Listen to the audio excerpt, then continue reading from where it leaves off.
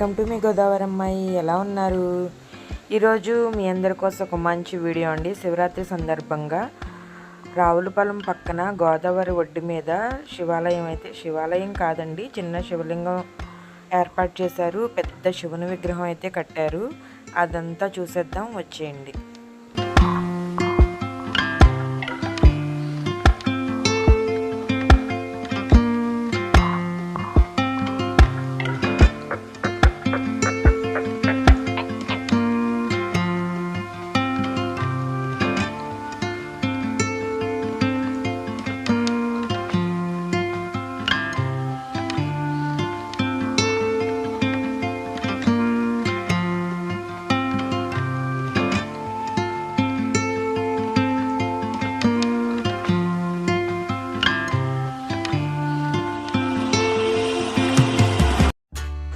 మనం నార్మల్గా ఏదన్నా శివాలయానికి వెళ్తే మనం తీసుకెళ్ళినవన్నీ పంతులు గారికి ఇస్తే ఆయన అభిషేకం చేస్తారు కదా.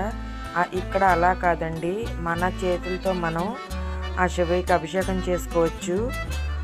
ఏదైనా సరే, మీరు కొబ్బరి నీళ్ళు కానీ, పాలు కానీ, తేనె కానీ, పంచామృతాలు తీసుకొచ్చి మీ చేతులతో మీరు అభిషేకం చేసుకోవచ్చండి. ఇక్కడ నా కొడుకు నేను మనస్ఫూర్తిగా ఈవినింగ్ టైంలో వచ్చి అభిషేకం చేసుకున్నాము. అది చాలా హ్యాపీగా అనిపించింది. శివుని విగ్రహం చూస్తున్నారు కదా, ఎంత పెద్ద విగ్రహమో, చాలా పెద్దదండి, చాలా బాగుంటుంది. ఇక్కడ చాలా ప్రశాంతంగా అయితే అనిపించింది.